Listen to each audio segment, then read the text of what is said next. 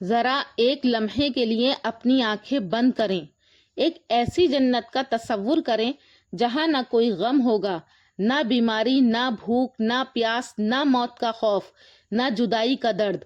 ہر طرف سرسبز باغات ہوں گے، بہتی ہوئی نہریں ہوں گی، خوشبو سے مہکتی فضا، اور ایسی نعمتیں جنہیں نہ کسی آنکھ نے کبھی دیکھا، نہ کسی کان نے سنا، اور نہ ہی کسی انسان کے دل میں ان کا خیال آیا۔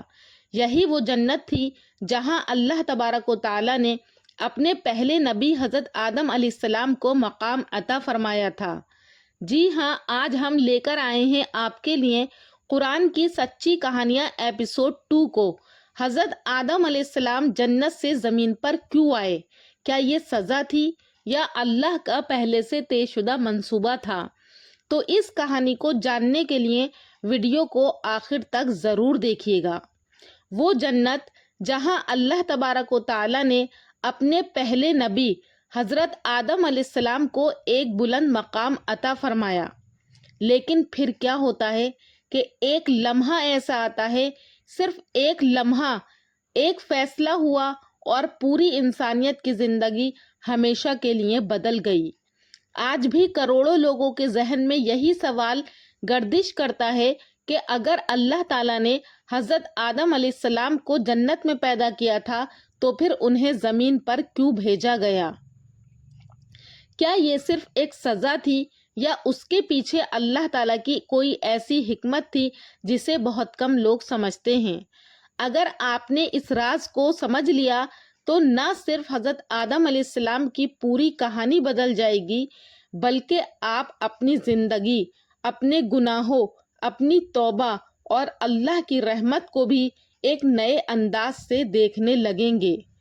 پچھلے ایپیسوڈ میں ہم نے دیکھا تھا کہ اللہ تعالیٰ نے حضرت آدم علیہ السلام کو پیدا فرمایا، فرشتوں کو سجدہ کرنے کا حکم دیا، تمام فرشتوں نے فوراً سجدہ کیا، لیکن ابلیس نے تکبر کی وجہ سے انکار کر دیا۔ اسی تکبر نے اسے ہمیشہ کے لیے اللہ کی رحمت سے دور کر دیا، مگر جنت سے نکالے جانے سے پہلے اس نے ایک خطرناک قسم کھائی۔ اس نے کہا، میں آدم کی اولاد کو ہر راستے سے بہکاؤں گا، ان کے آگے سے، ان کے پیچھے سے، ان کے دائیں سے اور ان کے بائیں سے آؤں گا، اور ان میں سے اکثر کو شکر گزار تم نہیں پاؤ گے۔ یہ سورہ اعراف آیت نمبر 17 کی آیت ہے۔ یہ اعلان صرف حضرت آدم علیہ السلام کے خلاف نہیں تھا، بلکہ آج تک پیدا ہونے والے ہر انسان کے خلاف تھا، آپ کے خلاف، میرے خلاف اور ہم سب کے خلاف تھا۔ پھر اللہ تعالیٰ نے حضرت آدم علیہ السلام کے لیے حضرت حوا علیہ السلام کو پیدا فرمایا تاکہ وہ جنت میں تنہا نہ رہیں، اور فرمایا کہ اے آدم، تم اور تمہاری زوجہ جنت میں رہو، جہاں سے چاہو بے روک ٹوک کھاؤ، لیکن اس ایک درخت کے قریب نہ جانا ورنہ تم ظالموں میں سے ہو جاؤ گے۔ سورہ بقرہ آیت نمبر 35 اور سورہ اعراف آیت نمبر 19 ہے۔ غور کیجئے، اللہ تعالیٰ نے پوری جنت ان کے لیے حلال کر دی، صرف ایک درخت سے ان کو روکا گیا۔ یہ پابندی نعمتوں کی کمی نہیں تھی، بلکہ اطاعت کا امتحان تھا، کیونکہ محبت کا دعویٰ تبھی سچا ثابت ہوتا ہے جب بندہ اپنے رب کے حکم کے سامنے جھک جائے۔ شیطان اسی لمحے کے انتظار میں تھا، وہ جانتا تھا کہ طاقت کے ذریعے آدم علیہ السلام کو شکست نہیں دی جا سکتی، اس لیے اس نے وہ ہتھیار استعمال کیا جو آج بھی انسان کو سب سے زیادہ نقصان پہنچاتا ہے، اور وہ ہے دھوکہ، وسوسہ اور جھوٹی خیرخواہی۔ وہ حضرت آدم علیہ السلام اور حضرت حوا علیہ السلام کے پاس آیا اور آہستہ آہستہ ان کے دل میں وسوسے ڈالنے لگا۔ اس نے کہا، تمہارے رب نے تمہیں اس درخت سے صرف اس لیے روکا ہے کہ کہیں تم فرشتے نہ بن جاؤ یا ہمیشہ زندہ رہنے والوں میں شامل نہ ہو جاؤ۔ سورہ اعراف آیت نمبر 20۔ یہ صرف ایک جھوٹ نہیں تھا، بلکہ اللہ کے حکم پر شک پیدا کرنے کی کوشش تھی۔ پھر شیطان نے ایک اور قدم اٹھایا، اس نے اللہ کے نام کی قسم کھائی، اور کہا میں یقیناً تم دونوں کا خیر خواہ ہوں۔ سورہ اعراف آیت نمبر 21۔ ذرا تصور کیجئے، حضرت آدم علیہ السلام نے اس سے پہلے کبھی کسی کو اللہ کے نام کی جھوٹی قسم کھاتے نہیں دیکھا تھا۔ انہیں گمان بھی نہیں ہو سکتا تھا کہ کوئی شخص اللہ کے مقدس نام کو استعمال کر کے ان کو دھوکہ دے سکتا ہے۔ یہی وجہ تھی کہ وہ شیطان کے فریب میں آ گئے، اس کے دھوکے میں آ گئے، اور پھر وہ لمحہ آ گیا جس نے پوری انسانی تاریخ کا رخ بدل دیا۔ حضرت آدم علیہ السلام اور حضرت حوا علیہ السلام نے اس درخت کا پھل چکھ لیا، اور جیسے ہی انہوں نے اسے چکھا تو ایک ایسا منظر سامنے آیا جس کا انہوں نے کبھی تصور بھی نہیں کیا تھا۔ قرآن مجید فرماتا ہے کہ فوراً ان پر ان کی ستر پوشی ظاہر ہو گئی، یعنی ان کے جسم سے کپڑے ہٹ گئے، اور وہ گھبرا کر جنت کے پتوں سے اپنے جسم ڈھانپنے لگے۔ سورہ اعراف آیت نمبر 22 میں ہے۔ یہ وہ لمحہ تھا جب حضرت آدم علیہ السلام کو احساس ہوا کہ شیطان نے ان سے جھوٹ بولا تھا۔ جس چیز کو وہ خیر سمجھ رہے تھے وہ دراصل ان کے لیے خیر نہیں بلکہ آزمائش ثابت ہوئی۔ اسی وقت اللہ تعالیٰ نے فرمایا، کیا میں نے تم دونوں کو اس درخت سے منع نہیں کیا تھا؟ اور کیا میں نے تم سے نہیں کہا تھا کہ شیطان تمہارا کھلا دشمن ہے؟ سورہ اعراف آیت نمبر 22۔ یہاں ذرا رک کر ایک بات پر غور کیجئے کہ جب ابلیس نے گناہ کیا تو اس نے کیا کہا تھا؟ تو جب ابلیس نے گناہ کیا تو اس نے یہ کہا تھا کہ اے اللہ، میں اس سے بہتر ہوں، یعنی حضرت آدم سے بہتر ہوں۔ اس نے اپنی غلطی قبول نہیں کی بلکہ اس نے تکبر کیا، اپنے گناہ کا الزام اپنی سوچ پر رکھا اور اللہ کے حکم کے سامنے جھکنے سے انکار کر دیا۔ اس کے برخلاف حضرت آدم علیہ السلام کا انداز بالکل مختلف تھا۔ انہوں نے نہ شیطان کو الزام دیا، نہ کوئی بہانہ بنایا، نہ یہ کہا کہ مجھ سے غلطی نہیں ہوئی، بلکہ فوراً اللہ کے حضور جھک گئے، اپنی کمزوری کا اعتراف کیا اور وہ دعا مانگی جسے اللہ تعالیٰ نے ہمیشہ کے لیے قرآن کا حصہ بنا دیا کہ اے ہمارے رب، ہم نے اپنی جانوں پر ظلم کیا، اگر تو ہمیں نہ بخشے اور ہم پر رحم نہ فرمائے تو ہم یقیناً خسارہ اٹھانے والوں میں سے ہو جائیں گے۔ سورہ اعراف آیت نمبر 23 ہے۔ یہ صرف ایک دعا نہیں تھی، یہ پوری انسانیت کو سکھایا گیا توبہ کا پہلا سبق تھا کہ انسان کو توبہ کیسے کرنی ہے۔ پھر اللہ تعالیٰ نے حضرت آدم علیہ السلام کو چند کلمات سکھائے، اور جب انہوں نے ان کلمات کے ساتھ توبہ کی تو اللہ تعالیٰ نے ان کی توبہ قبول فرما لی۔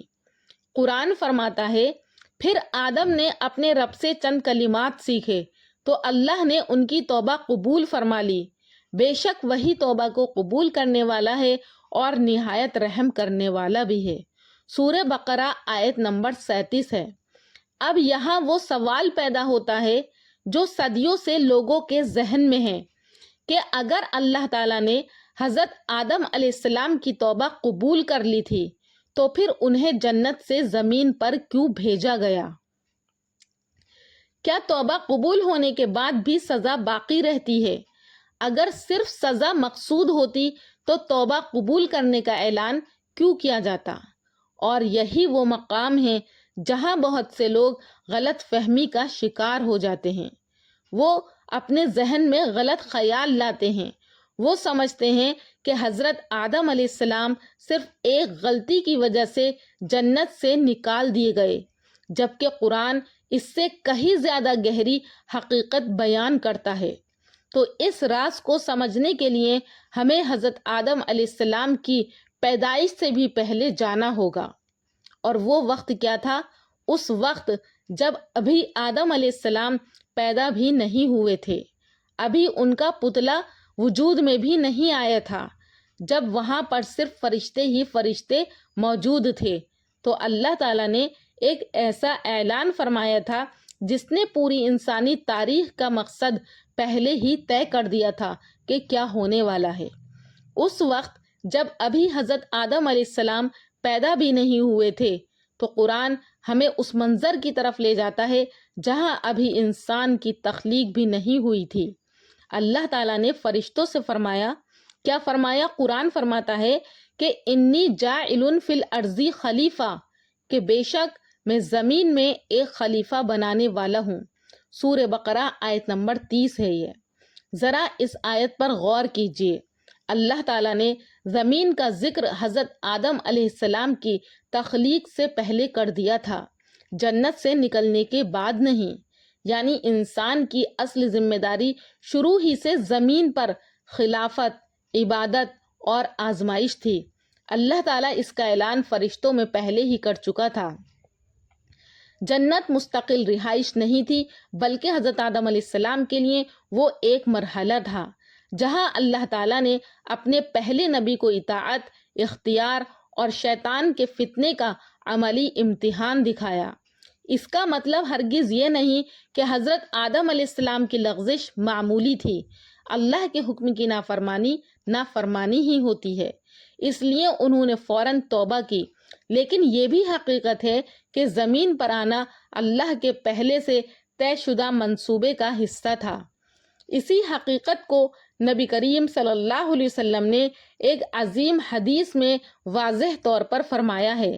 صحیح بخاری اور صحیح مسلم میں آتا ہے کہ حضرت موسیٰ علیہ السلام نے حضرت آدم علیہ السلام سے فرمایا کہ آپ وہ ہیں جن کی غلطی کی وجہ سے لوگ جنت سے نکل آئے۔ تو حضرت آدم علیہ السلام نے کیا جواب دیا؟ حضرت آدم علیہ السلام نے فرمایا، کیا آپ مجھے ایسی بات پر ملامت کرتے ہیں جسے اللہ تعالیٰ نے میری پیدائش سے پہلے ہی میرے لیے لکھ دیا تھا؟ اس پر رسول اللہ صلی اللہ علیہ وسلم نے فرمایا، کیا فرمایا؟ کہ حضرت آدم علیہ السلام نے موسیٰ علیہ السلام پر حجت قائم کر دی۔ علماء کرام نے اس حدیث کی وضاحت کرتے ہوئے لکھا ہے کہ حضرت آدم علیہ السلام نے اپنے گناہ کو درست قرار نہیں دیا تھا، کیونکہ وہ اس پر توبہ کر چکے تھے، اللہ کے حضور جھک چکے تھے، انہیں اپنی غلطی کا احساس ہو چکا تھا اور اللہ تعالیٰ نے ان کی توبہ قبول کر لی۔ انہوں نے صرف یہ بتایا کہ زمین پر آنا اللہ کی تقدیر اور حکمت کا حصہ تھا، اور یہی فرق ہے تقدیر اور گناہ کے درمیان۔ گناہ پر توبہ کرنا بندے کی ذمہ داری ہے، جبکہ اللہ کی تقدیر پر ایمان لانا بھی ایمان کا حصہ ہے۔ یہی وجہ ہے کہ قرآن میں حضرت آدم علیہ السلام کو گناہ کے بعد بھی نبوت اور ہدایت سے محروم نہیں کیا گیا، بلکہ اللہ تعالیٰ نے فرمایا، پھر ان کے رب نے انہیں منتخب کر لیا، ان کی توبہ قبول فرمائی اور انہیں ہدایت عطا فرمائی۔ یہ سورہ طٰہٰ آیت نمبر 122 کا ترجمہ ہے کہ اللہ تعالیٰ نے کس طرح سے حضرت آدم علیہ السلام کی توبہ کو قبول فرمایا تھا۔ ذرا سوچیں، اگر حضرت آدم علیہ السلام زمین پر نہ آتے تو نہ انبیاء کرام تشریف لاتے، نہ قرآن نازل ہوتا، نہ رمضان آتا، نہ حج ہوتا، نہ توبہ کا دروازہ کھلتا، نہ شہداء کا مقام ہوتا، اور نہ جنت میں دوبارہ داخل ہونے کی وہ عظیم خوشخبری ملتی جو اللہ نے ایمان والوں کے لیے تیار کر رکھی ہے۔ گویا زمین انسان کی سزا گاہ نہیں، امتحان گاہ ہے۔ یہاں ہر انسان کو ایک محدود وقت دیا گیا ہے تاکہ وہ یہ ثابت کرے کہ وہ اپنے رب کی اطاعت کرتا ہے یا شیطان کے راستے پر چلتا ہے۔ اور شاید اسی لیے حضرت آدم علیہ السلام کی کہانی قرآن میں صرف ایک تاریخی واقعے کے طور پر نہیں سنائی گئی، بلکہ ہر انسان کو آئینہ دکھانے کے لیے بیان کی گئی ہے۔ ہم سب سے غلطیاں ہوتی ہیں، کبھی آپ سے ہوتی ہیں، کبھی مجھ سے ہوتی ہیں، کبھی ہم سب سے ہوتی ہیں۔ ہم بھی کبھی نہ کبھی شیطان کے دھوکے میں آ جاتے ہیں، اس کے وسوسے میں آ جاتے ہیں، لیکن سوال یہ نہیں کہ ہم سے گناہ ہوتا ہے یا نہیں۔ اصل سوال یہ ہے کہ گناہ کے بعد ہمارا راستہ کس کا ہوتا ہے، ہم کس کے راستے پر چلتے ہیں؟ ابلیس کے راستے پر، جس نے تکبر کیا تھا، اپنی غلطی نہیں مانی اور اللہ سے دور ہوتا چلا گیا، یا حضرت آدم علیہ السلام کے راستے پر، جنہوں نے غلطی کرنے پر فوراً اپنے رب کے سامنے جھک گئے، اپنی خطا قبول کر لی اور رحمت الہی کے مستحق بن گئے۔ تو ہمیں بھی یہی راستہ اپنانا ہے۔